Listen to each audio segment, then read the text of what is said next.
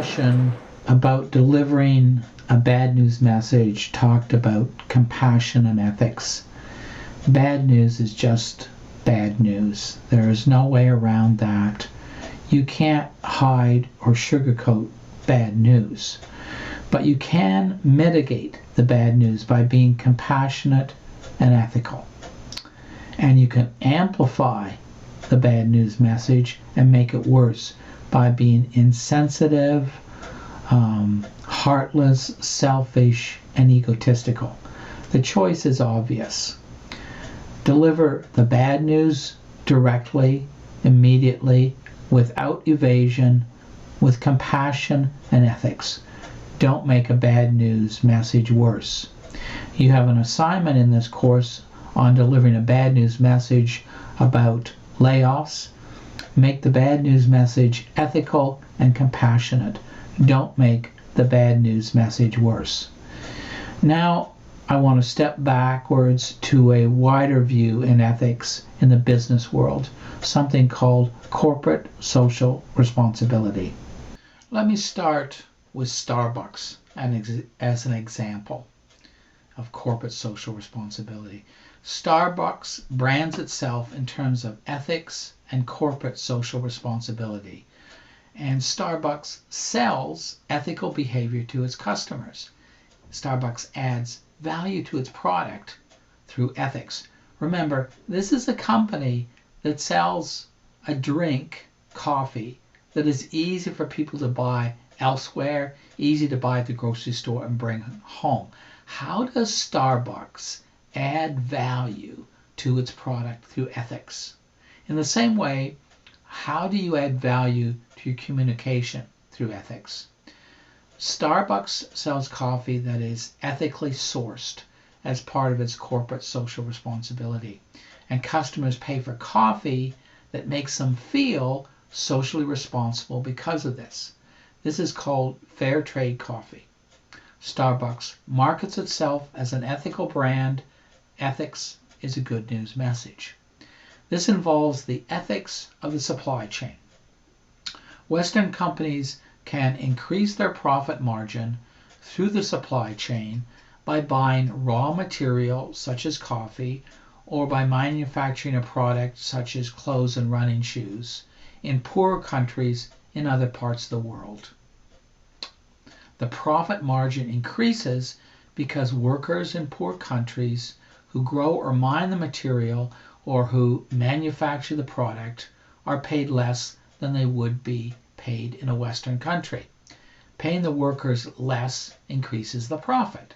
That's how capitalism works. Because the workers are paid less, a company can compete better by selling the product at a lower price while still maintaining a significant profit margin. That's exploitation. Exploitation is a bad news message. Another area of exploitation is the environment.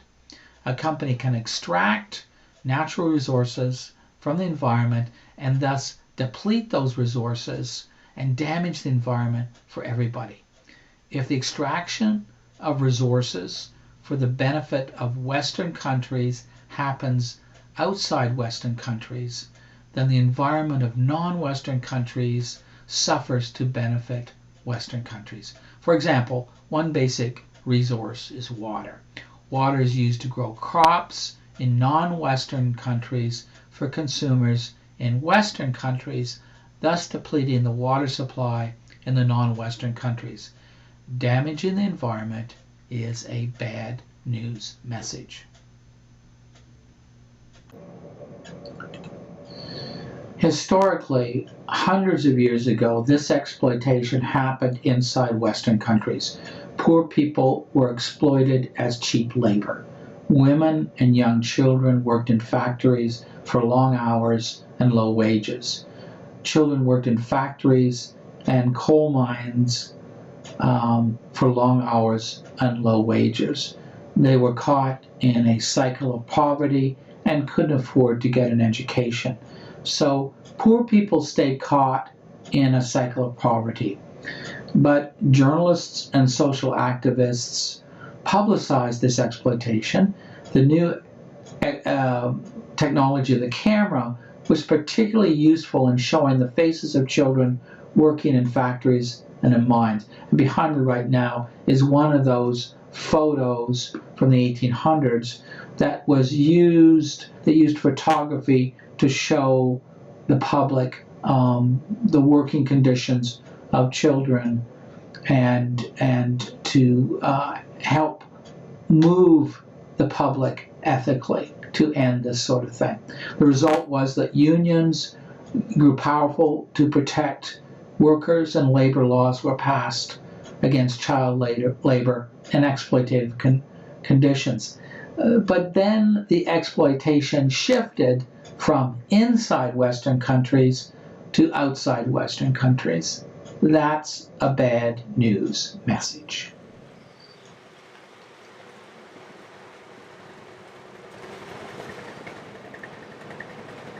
That shift is hard to see now, except in one business industry, tourism.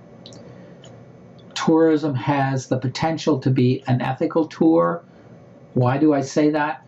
Because when you take Western tourists to non-Western countries, it makes it possible to see the exploitation of people and the environment. You can create pressure to improve conditions. I've done that myself as a guide on eco-tours into the jungles of Borneo to raise environmental awareness. In the background right now is a photo I took in the jungles of Borneo with an orangutan. I don't charge a fee for being a guide on an eco-tour, but I worked with a tourism business in Australia set up specifically to employ local people in Indonesia, raise awareness of environmental conditions, and include in the cost of the tour a fee for each traveler that went directly to an environmental foundation to which I was linked. Thus, ecotourism can be a form of education, environmental activism, and a business based on corporate social responsibility. Working through the ecotourism company, we would take people upriver by boat into the jungles of Borneo to see wildlife being pressured by the destruction of forests. We would pass palm oil plantations that I could point out where the jungle was cut down to plant orderly rows of palm trees. And that's quite a striking visual difference, to go from the creative chaos of plant life in a jungle to kind of a factory organization of trees in a row, in a plan, in a plantation. So I take people upriver in this tour. I would point to the water in the river, which had been crystal clear years ago and was now so muddy that you could not see if there was a crocodile swimming just below the surface. We would dock the boat and spend the night upriver, moored on the water in a national park, in a spot where people had been killed swimming in that water, in that exact spot, because the water was so muddy that you couldn't see the crocodile. I never went swimming there. I went upriver by myself to see gold mining on the river that was helping to turn the river muddy. So ethical tourism is an ethical tour to employ local people to raise awareness of social and environmental issues and to fund donations to environmental foundations. It's a form of a business that is based on corporate social responsibility, and it's a form of ethical education and communication. But profit-making companies also do this as a sense of their corporate social responsibility. In a sense, nature has its eyes on what we human beings do to the planet, how our ethics changes things, or how our lack of ethics changes things. For some people, talking about ethics and profits together might sound like a paradox. For some people, the reason why they might think this is paradoxical is because ethical action can cost money and reduce profit. Exploitation can increase profit. So why should a profit-making company reduce its profit by being ethical? Certainly, economic guru Milton Friedman thinks that way. Years ago, in a book that Friedman published in 1962, and in an article that he wrote in the New York Times in 1970, publications which are still quoted today and which I sometimes find business students will quote in an assignment in my professional communication courses. Milton Friedman proposed a guiding principle for business ethics was, quote, the social responsibility of business is to increase its profits. Nonsense. That is selfish capitalism. That is an attempt to make behavior that is not related to ethics sound ethical. Some people believe that capitalism that is not regulated by government will be naturally fair. Some people believe that competition in business that is not regulated by government will be naturally fair. Some people believe that the principle of the survival of the fittest is an ethical principle because they argue those who deserve to succeed will succeed, and those who don't deserve to succeed will not succeed. Others believe that corporations and governments have a duty to be ethical and to make conditions in society fair and equal. And times have changed since children in Western countries worked in factories and mines for long hours or low pay, or when a company could pollute a river to make a profit and get away with it. Society now wants companies to behave ethically. Companies like Starbucks can be rewarded for their corporate social responsibility and punished for not accepting society's interest in corporate social responsibility. So we have some really remarkable examples of business leadership and political leadership in corporate social responsibilities. In the 1980s, the Starbucks company was sold to Howard Schultz, who then expanded the company and branded Starbucks coffee restaurants based on corporate social responsibility. In that, Starbucks sells fair trade coffee. Fair trade means that the exploitation of workers in poorer countries is avoided by a system of setting and certifying fairer prices for coffee. With the certification of fair trade coffee, companies can use that for branding and for publicity. The consumer then feels ethical by paying more for fair trade products. And so Starbucks offers its customers intrinsic feel-good rewards for paying more for coffee. Fair trade coffee is ethical because the farmers are given a fairer price and not exploited, child labor is not used, and the environment is not damaged. Starbucks also participates in farmer equity programs, recycling, and food bank donations. But there's more examples. Look at Bill Gates, founder of Microsoft. Bill Gates has spent millions from his profits in founding Microsoft on charity. Gates was the co-founder of Microsoft in 1975. In 2000, he and his wife donated stock worth $5 billion to create the Bill and Melinda Gates Foundation, which is said to be the world's largest charity foundation In 2009, Gates and Warren Buffett founded the Giving Pledge, where billionaires pledge to give at least half of their wealth to philanthropy. And now Bill Gates, as you're aware, during the coronavirus pandemic, he's sending out messages on how we can deal better in society with the coronavirus, and he's also interested in environmental issues. Or, for example, take Jeff Bezos. Jeff Bezos said at times to be the richest person in the world after founding Amazon in 1994. He used his profits from founding Amazon to buy the Washington Post in 2013 for $250 million.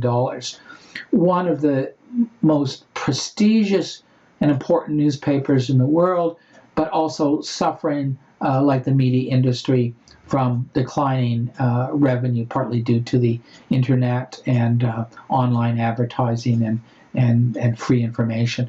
And so Bezos purchased the Washington Post to help keep it afloat, keep it publishing as a source of serious information to the public, and that way funding investigative journalism. In 2018, Bezos said he would donate about $2 billion to a fund to help alleviate American homelessness and establish a network of nonprofit preschools for low-income communities. In 2020, Bezos said he would donate $10 billion to combat climate change through the Bezos Earth Fund. Or look at Hungarian billionaire George Soros. He's donated $32 billion to the Open Society Foundations, which he founded to fund groups around the world to support justice, education, public health, and independent media. He's donated millions of dollars to education, and we have to admit that he's been criticized for financial practices that can make money by undermining an economy. So these are examples of corporate social responsibility and corporate leadership. What corporate social responsibility means is that a company rectifies, compensates, or puts an end to exploitative and damaging practices. For example, if you make money outsourcing production to poorer parts of the world, you help lift the standards of workers in that area. When you make a profit, you donate part of that profit to make a better world. Or if you make money harvesting trees, like is done in BC, you plant replacement forests. A company may show its sense of justice by hiring visible minorities or people from disadvantaged groups. A company may reduce its carbon dioxide emissions voluntarily. Companies may give scholarships to help low-income students or to encourage education in certain fields. There's lots of ways for businesses to show their ethos. So what is corporate social responsibility? And I'm using as an example, a bit ironically, a picture behind me from the movie The Wolf of Wall Street, a true story about an unethical businessman and company. And Leonardo DiCaprio starred in the movie. Corporate social responsibility is a sense of genuine ethos or ethical values of a profit-making company. It's a form of investment for the company, an investment in people and an investment in the community rather than an investment just in the company itself. What that means is the company understands that it has to manage its relationship with society in a way that is honest, ethical, and charitable. The company has a duty to society that goes beyond simply making a profit from the labor of workers. When you make a profit, you donate to make a better world for employees and for society. One example of that is fair trade, and it's a kind of ethical partnership between a business and consumers. Corporate social responsibility is also a professional identity and a corporate identity.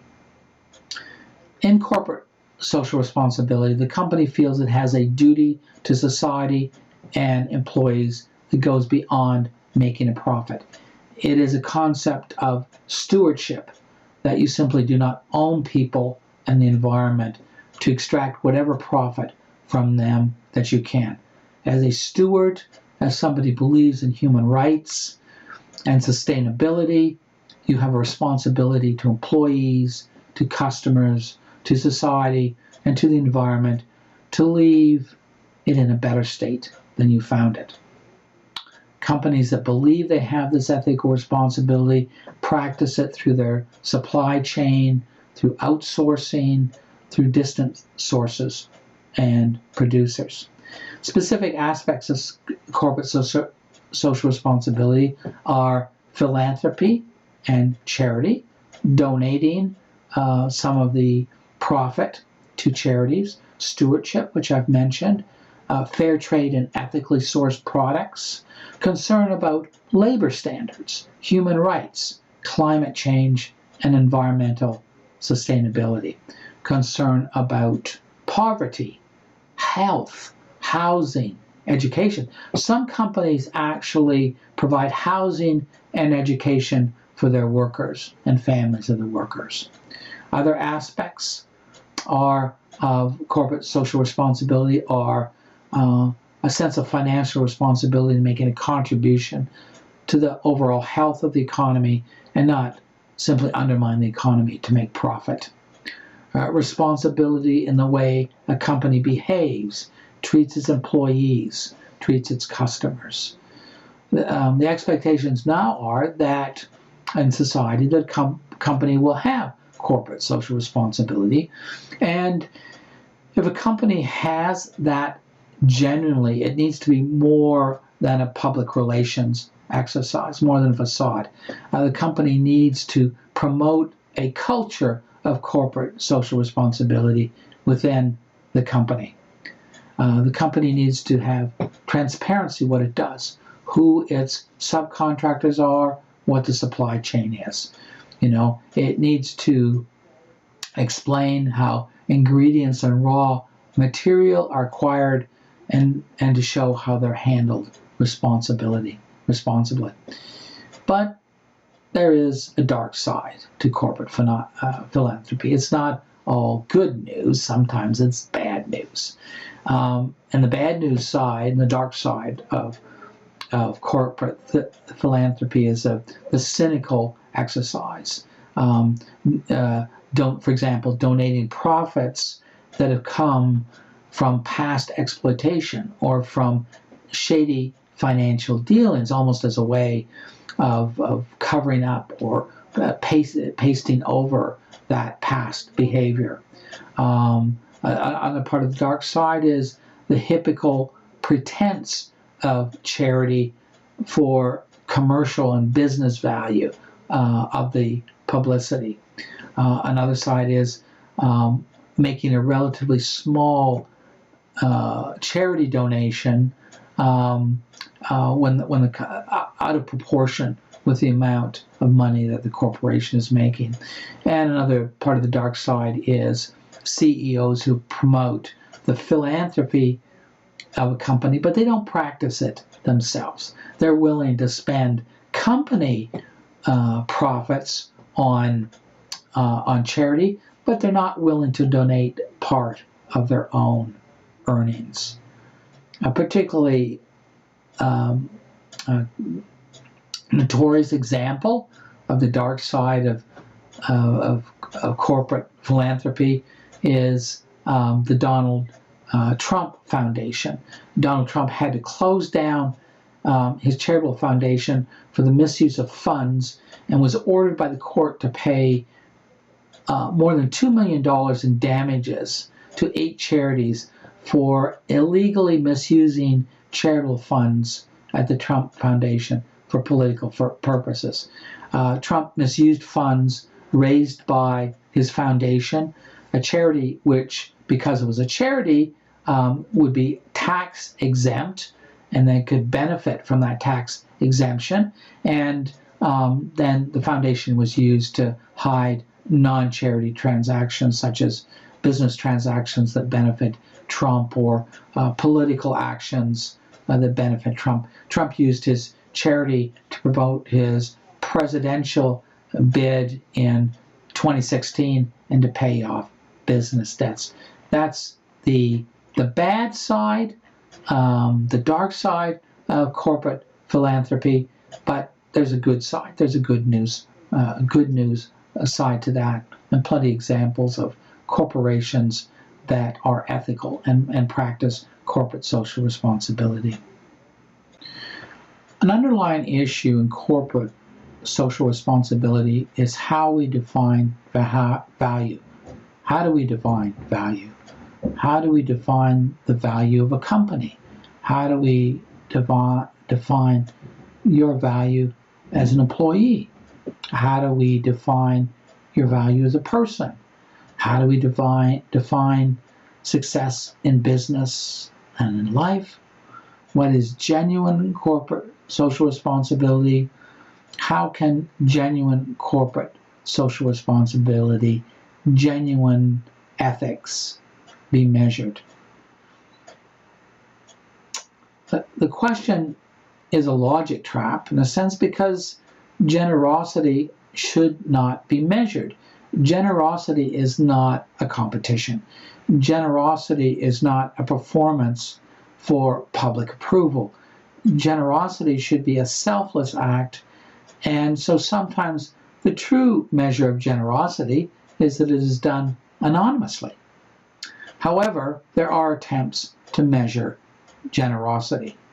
We want to measure the genuineness of generosities. So, for example, the Old Testament in Christianity establishes a principle of generosity in the concept of the tithe.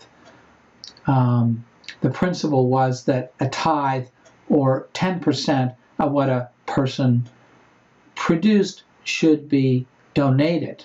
And in that way, generosity was quantified and measured as fair and genuine. And I sometimes hear people try to find evidence of the genuineness of generosity in a company. And like I said, corporate social responsibility is the use of the revenue or resources of a profit-making company for the benefit of society. So sometimes I hear people say that a large business that donates $1 million is generous because $1 million is a lot of money.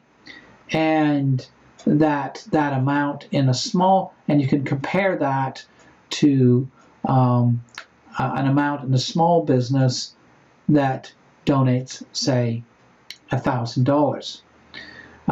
If it is true that 1 million is larger than $1,000, that's true, but the figures should be considered in proportion as a ratio of what is fair and accurate.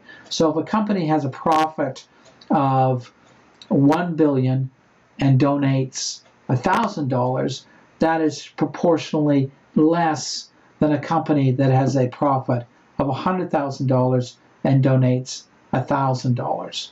The small company has donated 1% of its profits. The large company has donated 0.1% of its profits. 1% is larger than 0.1%.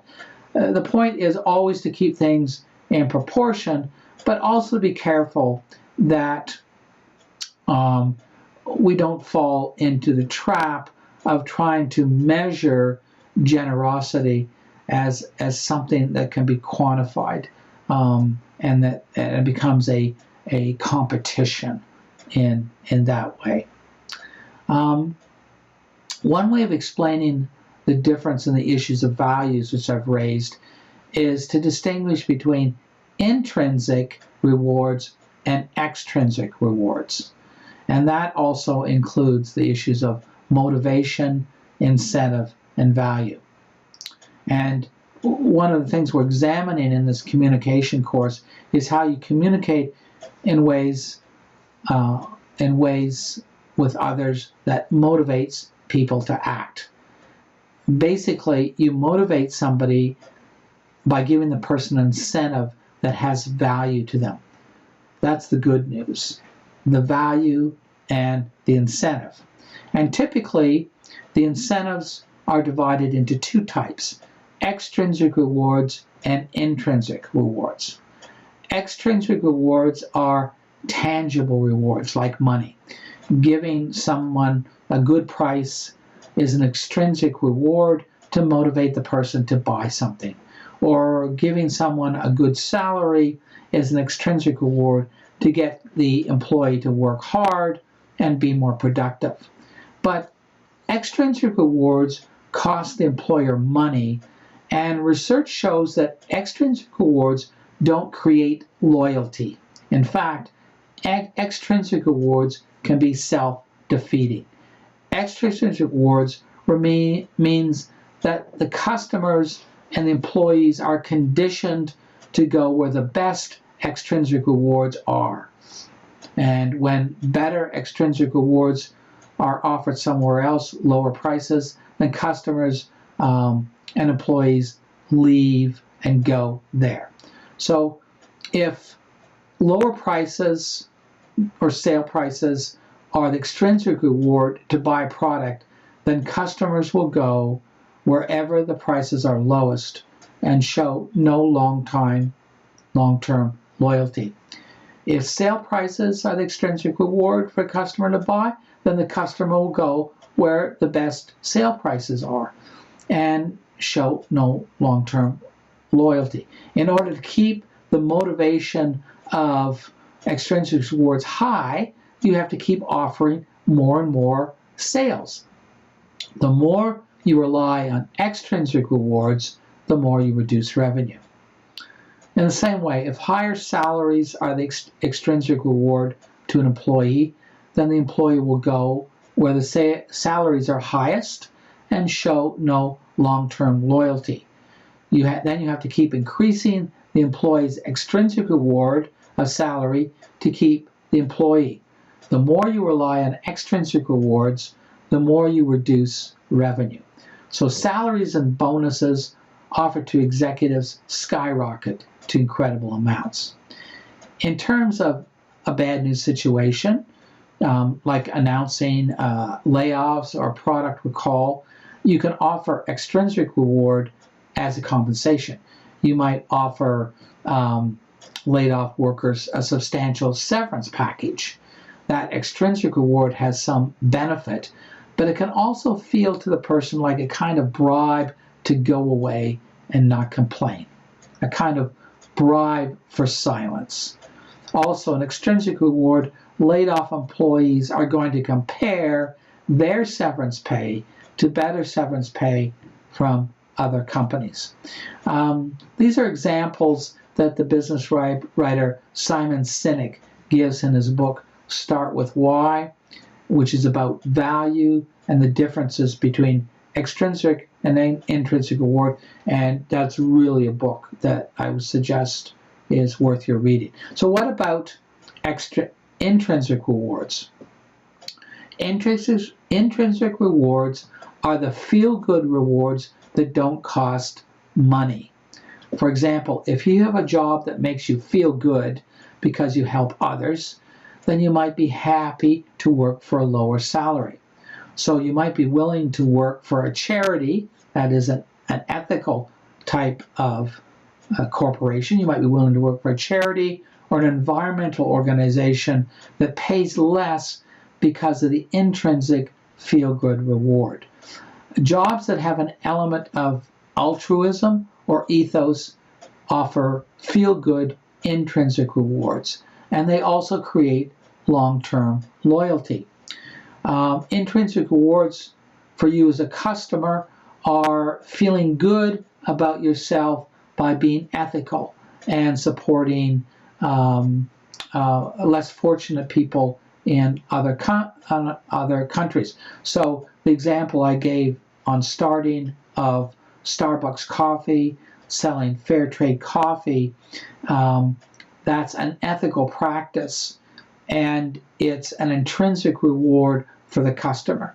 That is, the customer feels good buying an ethical product, the fair trade coffee, fair treatment for farmers. So the intrinsic rewards are like you donating to a charity. You feel good about paying more for coffee, whereas you might not feel good about yourself for saving yourself money and buying running shoes because the shoe company exploits cheap labor in a poor country. You don't, that's an extrinsic reward, the lower price. It doesn't have the intrinsic reward for you of a ethical and charitable act.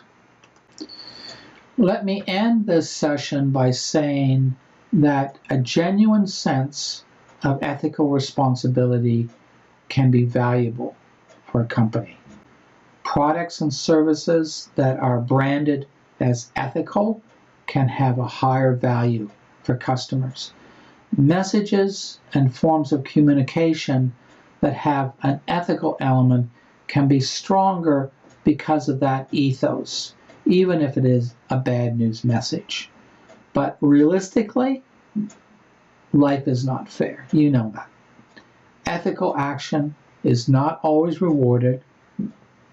The reason you choose ethical action is because it is right, not because it gets rewarded.